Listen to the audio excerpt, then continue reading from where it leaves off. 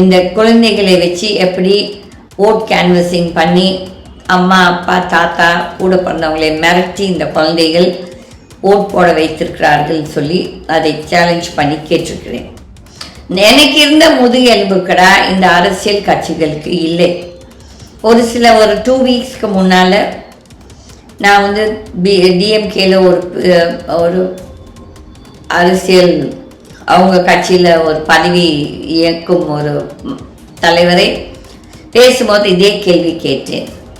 ஏன் உங்கள் கட்சி வந்துட்டு இந்த இவிஎம்ஸ் வந்து இந்த கவுண்டிங் வித்தியாசம் 100, 200, 1000, 5000 ஓட்ஸ் மட்டும் ஜெயிச்சவர்களோட விவிபேட்டை நீங்கள் மறு எண்ணிக்கை பண்ணுறதுக்கு கேட்கலன்னு சொல்லும்போது அவங்களுக்கு அறிவே இல்லை. பெரிய பேசுகிறாங்க, தோத்துட்ட நிறைய பேர் லாயர்ஸ் தான், பட் அறிவு இல்லாத ஒரு லாயர்ஸ்.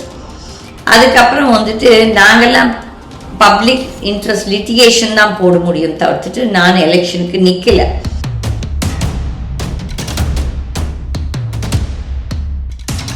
நீ போய் இந்த மெட்ரோ ட்ரெயினில் போய் மக்களை சந்திக்கிறது, all that doesn't serve the purpose. நீ வந்து டெய்லி மக்களை செக்ரட்டேரியட்டில் ஒரு 1 hour நீ மக்களை சந்தி. அப்போ தான் மக்களோட உண்மையான பிரச்சனைகள், அதுவும் மக்கள் வந்துட்டு கூட்டமாக போய் அந்த சினிமாக்காரனை பார்க்கறதுக்காக போனீங்கன்னா அதுவும் தவறு. But you can screen. நீ வந்துட்டு அவங்களோட மனு வாங்கிட்டு அந்த மனுதாரர்களோடது நியாயமாக இருந்துச்சுன்னா அவங்களே தனியாக கூப்பிட்டு ஒரு 1 hour நீ வந்து டெய்லி மீட் பண்ணினா உனக்கு உண்மையான மக்களோட நிலைமை என்று தெரியும்.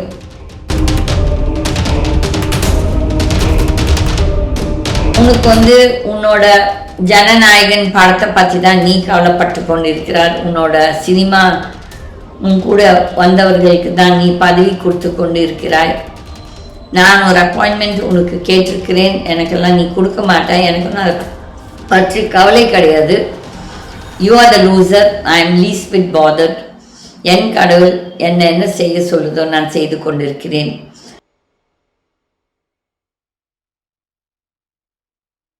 உண்மையானவர் என்று நீங்கள் பார்த்தீர்கள். இந்த நீட் எக்ஸாம் ப்ரொட்டஸ்ட்டை பற்றி வாயே திறக்காத ஒரு விஜய், நீ எல்லாம் எப்படி ஒரு அரசியல் தலைவர் என்று நாங்கள் உன்னை ஏற்றுக்கொள்ள வேண்டும். நீ ஒரு சந்தர்ப்பவாதி. உன்னோட ஈகோக்காக நீ இந்த அரசியலுக்கு வந்துட்டு நீ இப்போ என்ன தப்புகளை மூடி மறைக்கிறதுக்கு உன்னோட இன்கம் டேக்ஸ் பிரச்சனைக்காக நீ அரசியலுக்கு வந்துட்டு இன்றைக்கு நாடும் நாட்டு மக்களோட வாழ்வாதாரத்தை கெடுத்து கொண்டு இருக்கிறாய்.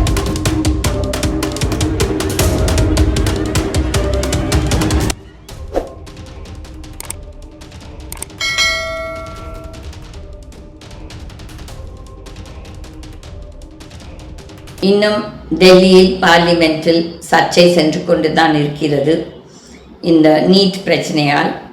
இந்த நீட் தேவை என்றால் என்னை கேட்டால் கண்டிப்பாக தேவையில்லை. ஐ திங்க் எல்லா என்ட்ரன்ஸ் எக்ஸாம்ஸ் இந்த பரீட்சைகள் தேவையில்லை. மாணவர்களுக்கு தேவையில்லாமல் ஒரு என்ன சொல்கிறது ஒரு பேர்டன் வெயிட். அவங்க சிறு வயசை நிஜமாகவே யாருமே நல்லா அனுபவிக்கிறது இல்லை. அவங்களுக்கு எப்பவுமே படிப்புன்னு சொல்லி அவங்க மூளையை நம்ம வந்துட்டு கெடுக்கிறோம். எனக்கு தமிழில் எப்படி சொல்கிறதுன்னு தெரியல. ஒரு சின்ன புள்ள சொல்கிறது I am stressed, I am pressurised. அதுக்கு அந்த வார்த்தையோட அர்த்தம் தெரியுமானா எனக்கு தெரியல. அப்போ வந்துட்டு ஒரு 5 வயசு 7 வயசு குழந்தை அந்த வார்த்தைகளை பேசுகிறார்கள். இது நம்ம சொசைட்டிக்கு நம்ம மக்களுக்கு நல்லதானா கிடையாது. இளைஞர்கள் அவங்களோட இளம் பருவத்தை நல்ல விதமாக அனுபவிக்கணும், என்ஜாய் பண்ணணும், படிக்கணும். Yes, that is a must, படிக்கணும். பட் இந்த தேவையில்லாத இவ்வளோ ஒரு டென்ஷன் கிரியேட் பண்ணுற ஒரு பரீட்சை தேவை என்றால் தேவை கிடையாது. Very sad. மக்கள் அதை உணர்ந்து கொள்ளவில்லை. ஒரு 35% தான் இந்த சென்ட்ரல் கவர்மெண்ட்டை தேர்ந்தெடுத்திருக்கிறார்கள். இந்த பிஜேபி கவர்மெண்ட்டை 65% அவர்களை தேர்ந்தெடுக்கவில்லை. ஆனால் என்ன அவல நிலை இந்த நாட்டில்னால் இந்த 35% ஓட் போட்ட அவங்களுக்கு நான் வந்து முட்டாள் ஜனம் தான் சொல்லுவேன். முதல்ல ஒரு தடவை வாய்ப்பு கொடுத்தீங்க, சரி, ரெண்டாவது கொடுத்தீங்க, பட் அவங்க என்ன பண்ணார்கள், என்னத்தை பெரிய சாதித்தார்கள் என்று பார்த்தீர்கள்னா பண்ணலை. அதுக்கு மூணாவது தடவை கொடுத்தது வந்து இட் வாஸ் ஃபால்ஸ். அதுவும் இல்லாமல் அந்த ஆட்சியில் இருப்பவர்கள் இந்த எலெக்ஷன் கமிஷன் ஆஃப் இந்தியாவை வச்சு ஏமாற்றி ஜெயிச்சு வந்திருக்கிறார்கள். இது வந்து நாட்டு நலனுக்கு நல்லதில்லை, நாட்டு மக்களுக்கும் நல்லதில்லை. இப்போ வந்து நான் நேற்று ஒரு காணொலி பார்த்து கொண்டிருந்தேன். இந்த மாதிரி ஸ்டாலின் வந்து கொளத்தூர் இதை சுப்ரீம் கோர்ட்டுக்கு எடுத்துகிட்டு போகிற இந்த கவுண்டிங் எப்படி கோல்மால் நடந்திருக்கு. இது வந்து நான் முதல் நாள்லேருந்து நான் பேசிகிட்டு இருக்கிறேன். தட் இஸ் 23 ஏப்ரல் நம்ம ஓட் போட்டுட்டு நான் 4th மே வந்து கவுண்டிங் முடிஞ்சப்போமே உடனேவே நான் சொன்னேன், இந்த மாதிரி ஏதோ தவறு நடந்திருக்குது. ஏனென்றால் எனக்கு வந்து அமித்ஷாவோட ஆட்கள் தெரியும். அப்போ வந்து அவங்க வந்து பேசி கொண்டிருந்தார்கள், இந்த மாதிரி நாங்கள் 108 சீட்டு விஜய் ஜெயிக்கிறதுக்கு வச்சுருக்குறோம்னு சொல்லிட்டு. அந்த ஆப்சல்யூட் மெஜாரிட்டி எது கொடுக்கலன்னா அவங்களுக்கு வந்து கொஞ்சம் நம்பிக்கை இல்லை இந்த விஜய் மேலே. அதே மாதிரி விஜய் வந்து 4ஆம் தேதி ஜெயிச்சு முடிச்ச உடனே அமித்ஷாவோட ஃபோன் எடுக்காமல், அதுக்கு தான் இப்போ அமித்ஷாவுக்கு விஜய் மேலே கோவம். இந்த விஜய் என்ன பண்ணுச்சு, அவங்க அப்பா பேச்சை கேட்டுக்கிட்டு காங்கிரஸ் கட்சிக்கு ஃபோன் பண்ணி ராகுல் காந்தியை ஏமாற்றி அவங்களோட ஆதரவை வாங்கிட்டு பிஜேபிக்கு இதில் கோபம்தான். அப்போ வந்து நான் அப்போவே திமுக காரங்கிட்ட சொன்னேன், யார் யார் தோற்றுருக்கிறீங்களோ இந்த 1000, 2000, 3000, 5000 ஓட்டில் அந்த கோர்ட்டுக்கு உடனே போய் ஒரு கேஸ் ஃபைல் பண்ணி அந்த விவிபேட்டை என்ன சொல்லி அவங்க கேட்டிருக்கணும். இதுதான் அவர் வந்து பொன்ராஜ், அந்த அப்துல் கலாமோட இருந்தவர், அவர் என்ன சொன்னார், இந்த இவிஎம்மில் ஊழல் செய்யலாம், ஊழல் செய்ய முடியும் என்று. ஆனால் யாருமே அதை பற்றி பேசவில்லை. நான் கூட பொன்ராஜோடு பேசினேன். பட் அவர் சொன்னார், யாருமா நம்மளை கேட்க போகிறாங்கன்னு சொல்லிட்டு சொன்னார். ஆனால் நான் வந்துட்டு ஒரு கேஸ் ஃபைல் பண்ணியிருக்கேன் ஹைகோர்ட்டில். இந்த குழந்தைகளை வச்சு எப்படி ஓட் கேன்வசிங் பண்ணி அம்மா அப்பா தாத்தா கூட பிறந்தவங்களை மிரட்டி இந்த குழந்தைகள் ஓட் போட வைத்திருக்கிறார்கள் சொல்லி அதை சேலஞ்ச் பண்ணி கேட்டிருக்கிறேன். எனக்கு இருந்த முதுகெலும்பு கடை இந்த அரசியல் கட்சிகளுக்கு இல்லை. ஒரு 2 வீக்ஸ்க்கு முன்னால் நான் வந்து டிஎம்கேல ஒரு அரசியல் அவங்க கட்சியில் ஒரு பதவி இயக்கும் ஒரு தலைவரை பேசும்போது இதே கேள்வி கேட்டேன். ஏன் உங்கள் கட்சி வந்துட்டு இந்த இவிஎம்ஸ் வந்து இந்த கவுண்டிங் வித்தியாசம் ஆஃப் 100, 200, 1000, 5000 ஓட்ஸ் மட்டும் ஜெயிச்சவர்களோட விவிபேட்டை நீங்கள் மறு எண்ணிக்கை பண்ணுறதுக்கு கேட்கலன்னு சொல்லும்போது அவங்களுக்கு அறிவே இல்லை. பெரிய பேசுகிறாங்க, தோத்துட்ட நிறைய பேர் லாயர்ஸ் தான், பட் அறிவில்லாத ஒரு லாயர்ஸ். அதுக்கப்புறம் வந்துட்டு நாங்கள்லாம் பப்ளிக் இன்ட்ரெஸ்ட் லிட்டிகேஷன் தான் போட முடியும் தவிர்த்துட்டு நான் எலெக்ஷனுக்கு நிற்கலை. அப்போ அந்த தொகுதியில் இருக்கும் வேட்பாளர்கள் யார் தோற்று போயிருக்காங்களோ அந்த கட்சியிலிருந்து அவங்க வந்து இந்த மனுவை போட்டிருக்கணும், என்னென்னா ரீகவுண்டிங் ஆஃப் த விவிபேட். ஆனால் யாருமே செய்யலை. இது வந்து அவங்களோட இயலாமை, அவங்களுக்கு அறிவு இல்லைன்னு சொல்லிட்டு அர்த்தம். அப்போ நான் வந்து நக்கீரன் கோபால் கிட்ட கூட சொன்னேன் இதை பற்றி, ப்ளஸ் நிறைய பேர் வேண்டியவங்களுக்கெல்லாம் சொன்னேன். பட் அவங்க எல்லாரும் என்ன சொன்னாங்க, யாரம்மா இவங்கக்கிட்ட பேசுறதுன்னு தான் கேட்டாங்க. ஆனால் நேற்று இந்த 2-3 நாளாக கொளத்தூர் தொகுதியோட இது பண்ணுறாங்கன்னு சொல்லும்போது நான் சந்தோஷப்பட்டேன். Not that I'm a fan of Stalin, but இந்த வேலையை ஸ்டாலின் வந்து அன்றைக்கே May 5th இல்லை May 4th இதை யோசித்து பண்ணியிருக்கணும். Is late by June, July, almost 2 months. May full, June full, almost 3 months he is late. இது ஏன் அவர்கள் அன்றைக்கு யோசிக்கவில்லை என்றுதான் என்னோட கவலையெல்லாம். ஏனென்றால் நிறைய அரசியல் தலைவர்களுக்கு மூளையே கிடையாது. அதுக்கப்புறம் அவங்களுக்கு ஒரு அட்வைசர் இருப்பாங்க, அந்த அட்வைசர் ஒரு லீகல் ஒரு வக்கீலாக இருந்தானா அந்த வக்கீல்களுக்கும் பாதி பேருக்கு அறிவே இல்லை என்று தான் நான் சொல்லுவேன். ஏனென்றால் இந்த வேலையை அவங்க வந்துட்டு இம்மீடியட்லி May 5th பண்ணியிருந்தாங்கன்னா நான் நிஜமாகவே அவங்கள பாராட்டுவேன். நான் எவ்வளோ ட்ரை பண்ணேன், ஆனால் அவங்க யாருமே ஃபோனுக்கு வரல. நான் வந்துட்டு எஸ்பி லக்ஷ்மணன் கிட்ட சொன்னேன். அவர் சொன்னால் நம்ம என்ன செய்ய முடியும், கீதம் எல்லாருமே அப்படி தான் சொன்னாங்க தவிர்த்துட்டு யாருமே அதை பற்றி ஒரு இது பண்ணல. அதில் ஒரே ஒருத்தர் வந்துட்டு சத்யராஜ், மெட்ராஸ் ரெவ்யூ நினைக்கிறேன், அந்த தம்பி ஒருத்தர் தான் இந்த கேசஸ் இந்த அரசியல் நிலைமையை கரெக்டாக பேசி கொண்டு வருகிறார். மற்றவர்கள் எல்லோரும் இப்போ எனக்கு இன்னும் பெருசாக தமிழ் பேச வராது, பட் எனக்கு தெரிஞ்ச தமிழில் நான் பேசுகிறேன், நான் சொல்கிறேன். இந்த அரசியல் கட்சிகள் அவங்களுக்கு வந்துட்டு அவங்களுக்கு ஒரு லீகல் விங் இருக்கும். அந்த லீகல் விங் எதுக்கு அவங்கள வந்து செய்ய சொல்லலைன்னு தெரியாது. இப்போ அதிமுகவும் யார் யார் அந்த செகண்ட் பிளேஸ் வந்து தோத்துருக்காங்களோ, எஸ்பெஷலி டு தாவேகா பார்ட்டிக்கு, அவங்க வந்து இந்த விவிபேட்டை கவுண்ட் பண்ண சொல்லணும். இதை வந்து நிறைய பேர் அதை யோசிக்காமல் இருக்கிறாங்க. இதை வந்து நீதிமன்றங்களும் என்ன பார்க்கணும்னா லேட் பண்ணக்கூடாது. இந்த கேசஸ் எல்லாம் ஆன் அ டெய்லி பேசிஸ் கேட்டு உடனே ஒரு தீர்ப்பு கொடுக்கணும். ஏதோ இழுத்துட்டு போகிறாங்க வருஷமாக. அதுக்குள்ள மனுஷன் செத்து போயிடுவான். இல்லை மனுஷனுக்கு அந்த என்ன சொல்கிறது, அந்த நம்பிக்கையே விட்டுருது. இந்த ஹை கோர்ட்ஸ் மேலேயோ இல்லை லோ கோர்ட்ஸ், ஜென்ரலாக கோர்ட்ஸ் வந்து வெரி ஸ்லோ. அப்போ வந்துட்டு இந்த legal wings of every party should realise that அவர்கள் ஆளும் கட்சியில் இருக்கும்போது இந்த மாற்றங்களை கொண்டு வரணும். நம்ம தோத்தா மட்டும் நம்ம வந்து பேச ஆரம்பிக்கிறோம், இது கரெக்ட் கிடையாது. அப்போ வந்து பார்க்கலாம் ஸ்டாலின், வாட் ஹேப்பன்ஸ். நான் வந்துட்டு I pray for you, because நீங்கள் வந்து உங்கள் தொகுதிக்கு நல்லது பண்ணியிருக்கீங்கன்னு மக்கள் சொல்கிறாங்க. பர்சனலாக I don't have anything to do with you and நான் வந்துட்டு I am no fan.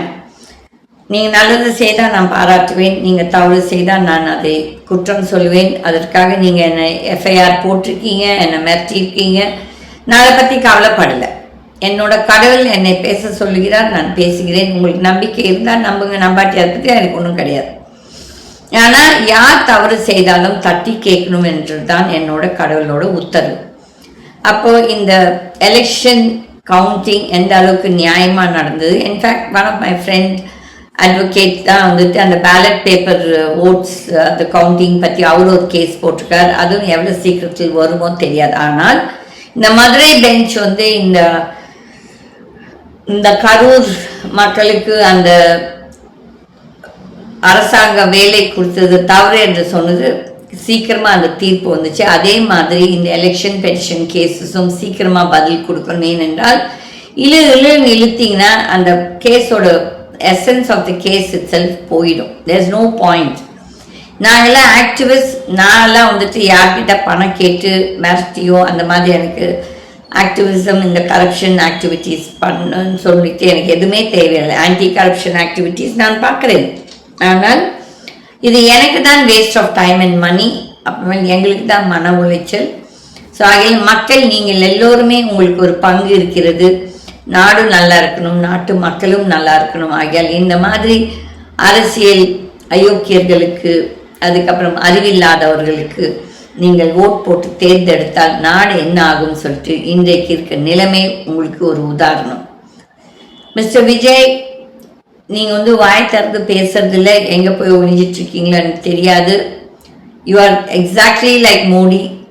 And Modi மாதிரி நீ பிஹேவ் பண்ணுற, இது நல்லதுக்கு இல்லை. நீ வந்து நாட்டோட வாட் யூ கால் லைஃப் லைனை நீ சாவடிச்சிட்டு இருக்கிற. உங்கள் கட்சியில் இருப்பவர்கள் எல்லோருமே நிறைய பேர் ஊழல் செய்து கொண்டு தான் இருக்கிறார்கள். மறுபடியும் ஏதோ ஒரு கோயிலில் வந்துட்டு அங்கேயும் இப்படி தான் நிலம் விற்றுருக்காங்க. இது ஒரு 10 நாள் ஆயிருக்கு இது நடந்து. இதுவும் அந்த காலத்தில் நடந்த வெளியே வந்தது 10 நாளுக்கு முன்னால். இதெல்லாம் சரி பண்ணாமல் நீ வந்துட்டு இப்போ மேக்தால் போகிற, கர்நாடகா போய் பேசு. தமிழ்நாட்டோட நிலைமையை எடுத்து போராடு. சும்மா இங்கே உட்காந்துட்டு ஸ்லோகன்னு உங்கள் கட்சியிலேருந்து இந்த ரீல்ஸ் போடுறீங்களே, அந்த மியூசிக் வந்துட்டு மனுஷனுக்கு பைத்தியம் பிடிச்சிடும். It's really bad for the brain. அந்த மியூசிக் இட்ஸ் வெரி பேட். இது எப்படி தான் நீங்கள் வந்துட்டு போட்டுக்கிட்டு ரசித்து கொண்டிருக்கிறீர்களோ எனக்கு தெரியாது. நீ இன்னும் கூட உங்கள் பட்ஜெட் நீ வெளியே கொண்டு வரல, உங்கள் ஃபைனான்ஸ் மினிஸ்டர் எங்கேன்னு தெரியல. அந்த ஆள் வந்துட்டு அன்றைக்கி வந்து ஒரு நாள் அந்த ஒயிட் பேப்பர் ரிலீஸ் பண்ணும்போது மட்டும் வந்து பேசிச்சு, அதுக்கப்புறம் ஆளே காணும், என்னன்னு தெரியல. நீ போய் இந்த மெட்ரோ ட்ரெயினில் போய் மக்களை சந்திக்கிறது, all that doesn't serve the purpose. நீ வந்து டெய்லி மக்களை செக்ரட்டேரியட்டில் ஒரு 1 hour நீ மக்களை சந்தி. அப்போ தான் மக்களோட உண்மையான பிரச்சனைகள், அதுவும் மக்கள் வந்துட்டு கூட்டமாக போய் அந்த சினிமாக்காரனை பார்க்கறதுக்காக போனீங்கன்னா அதுவும் தவறு. But you can screen. நீ வந்துட்டு அவங்களோட மனு வாங்கிட்டு அந்த மனுதாரர்களோடது நியாயமாக இருந்துச்சுன்னா அவங்களே தனியாக கூப்பிட்டு ஒரு 1 hour நீ வந்து டெய்லி மீட் பண்ணினா உனக்கு உண்மையான மக்களோட நிலைமை என்று தெரியும். ஆனால் நீ வந்துட்டு உன்னோட கட்சிக்காரர்களே உன்னை சந்திக்கிறதுக்கோ இல்லாட்டி உன்னோடு பேசுவதற்கோ நேரம் கிடைப்பதில்லை. இந்த ஃபைனான்ஸ் மினிஸ்டர் எங்கே ஓடிட்டான்னு தெரியல. இந்த மாதிரி ஆளெல்லாம் நீ ஃபைனான்ஸ் மினிஸ்டராக போட்டு ஒன்றும் தப்பில்லை. You can still call PTR Palanivelrajan and take advice from him. நீ ஒரு நல்ல மனிதனாக இருந்தால் இதெல்லாம் ஈகோ பார்க்கக்கூடாது. எனக்கு வந்துட்டு ஐ டோன்ட் ஹேவ், நான் எங்கள் கவர்மெண்ட்டில் வந்து I remember mister VP Singh வந்து ஒரு சயின்டிஸ்ட். அவர் வந்து அந்த சயின்ஸ் அண்ட் டெக்னாலஜி மினிஸ்ட்ரிக்கு போட்டார். அவர் எலெக்ஷனுக்கு கூட நிற்கல, அவர் மெம்பர் ஆஃப் பார்லிமெண்ட் இந்த ராஜ்யசபா ஆக்கி பண்ணார். அந்த மாதிரி எல்லா அரசியல் கட்சிகளும் எங்கே அவங்க ஜெயிச்சு வராங்களோ ஒரு டெக்னோக்ராட், ஒரு நல்ல அறிவுள்ள மனிதர்களிடம் அட்வைஸ் வாங்கலாம், இல்லாட்டி அவர்களை உங்கள் மினிஸ்ட்ரியில் சேர்த்திக்கலாம். ஆனால் அது நிறையா கட்சிக்காரங்களுக்கு அந்த எண்ணம் வருதில்லை. இது உனக்கு நிஜமாகவே நீ ஒரு நல்ல மனிதனாக இருந்தால் இந்த அட்வைஸை நீ எடுத்துக்கோ உன் நல்லதுக்கு. இல்லை நான் தான் நல்ல அறிவாளி, என்னை விட யாரும் இல்லை என்று நீ நினைத்தால் நீ சீரழி. நல்லது, உனக்கும் நல்லது, மக்களுக்கும் நல்லது, நாட்டுக்கும் நல்லது. உனக்கு வந்து உன்னோட ஜனநாயகன் படத்தை பற்றி தான் நீ கவலைப்பட்டு கொண்டிருக்கிறார். உன்னோட சினிமா கூட வந்தவர்களுக்கு தான் நீ பதவி கொடுத்து கொண்டு இருக்கிறாய். நான் ஒரு அப்பாயின்மெண்ட் உனக்கு கேட்டிருக்கிறேன், எனக்கெல்லாம் நீ கொடுக்க மாட்டேன். எனக்கு ஒன்றும் அதை பற்றி கவலை கிடையாது. You are the loser, I am least bit bothered. என் கடவுள் என்ன செய்ய சொல்லுதோ நான் செய்து கொண்டிருக்கிறேன். இந்த ஜோஷியர்கள் ஜோதிடர்களை வைத்துக்கொண்டு டான்ஸ் ஆடிட்டுருக்காத. அவங்க வந்து 100% பர்ஃபெக்ட் கிடையாது. ஒரு 50% ஆஃப் ஜோஷியம். Yes, it's a science. The science is correct. But அதை கணிச்சு சொல்கிறவர்கள் எவ்வளோ அழகாக கணிக்கிறார்கள், எவ்வளோ ரைட்டாக கணிக்கிறார்கள் என்று தெரியாது. ஸோ அதிலே எல்லாமே ஜோஷியம்னா வாழ்க்கை முடிந்துவிடும். நீ வந்துட்டு உனக்கு யூஆர் காலேஜ் ட்ராப் அவுட். உனக்கு எவ்வளோ அறிவு இருக்குன்னு எனக்கு தெரியாது, பட் ஆனால் உனக்கு பெரிய அறிவு இருக்குது. யூஆர் அ ஸ்மார்ட் ஆப்ரேட்டர். ஸோ அதில் அந்த ஸ்மார்ட்னஸை நல்லா செய்கிறதுக்கு, நல்லது மக்களுக்கு நல்லது செய்கிறதுக்கு, டெவலப்மெண்ட் செய்கிறதுக்கு யூஸ் பண்ணு. பட் நீ வந்துட்டு செல்ஃப் என்ரிச்மெண்ட், உன்னோட பற்றியே புகழ் பாடணும்னு சொல்லிட்டு நீ உட்கார்ந்து கொண்டிருக்கிறாய். இது நல்லதுக்கு கிடையாது. இந்த தாவேக்காவுக்கு யாரெல்லாம் இந்த ஸ்டூடெண்ட்ஸ் சப்போர்ட் பண்ணவர்களோ இன்றைக்கு உங்களோட சோ கால்ட் விஜய் அண்ணா, சோ கால்ட் விஜய் மாமா எந்த அளவுக்கு உண்மையானவர் என்று நீங்கள் பார்த்தீர்கள். இந்த நீட் எக்ஸாம் ப்ரொட்டஸ்ட்டை பற்றி வாயே திறக்காத ஒரு விஜய், நீ எல்லாம் எப்படி ஒரு அரசியல் தலைவர் என்று நாங்கள் உன்னை ஏற்றுக்கொள்ள வேண்டும். நீ ஒரு சந்தர்ப்பவாதி.